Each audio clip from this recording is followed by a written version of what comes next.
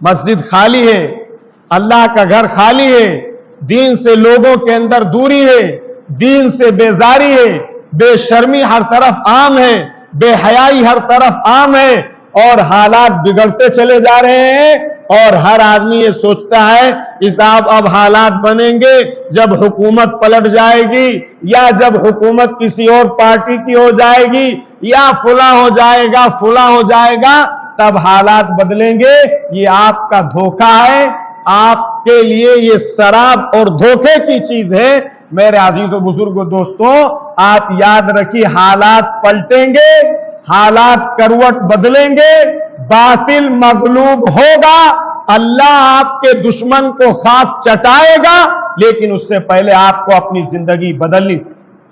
آپ کو اپنی زندگی ابراہیم علیہ الصلوۃ والتسلیمات کے طریقے کے مطابق بنانی پڑے گی۔ آپ کو یہ ٹھاننا پڑے گا کہ ہمارا نقصان ہوتا رہے لیکن ہم دھوکہ نہیں دیں گے، ہمارا گھاٹا ہوتا رہے لیکن ہم جھوٹ نہیں بولیں گے، ہماری عزت پر آنچ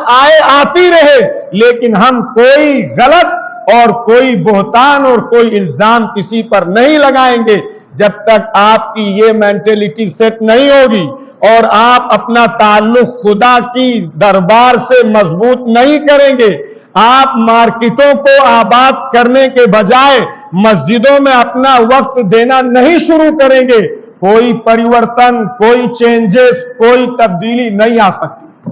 اس لیے ابراہیم علیہ الصلوۃ والتسلیمات کی زندگی میں صرف قربانی کر دینا نہیں، قربانی کرنا ان کی زندگی کا ایک پارٹ ہے،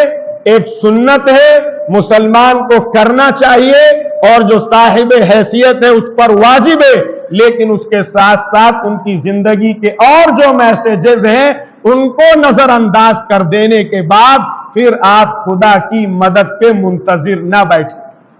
زندگی سنواریے، اپنے آپ کو بنائیے۔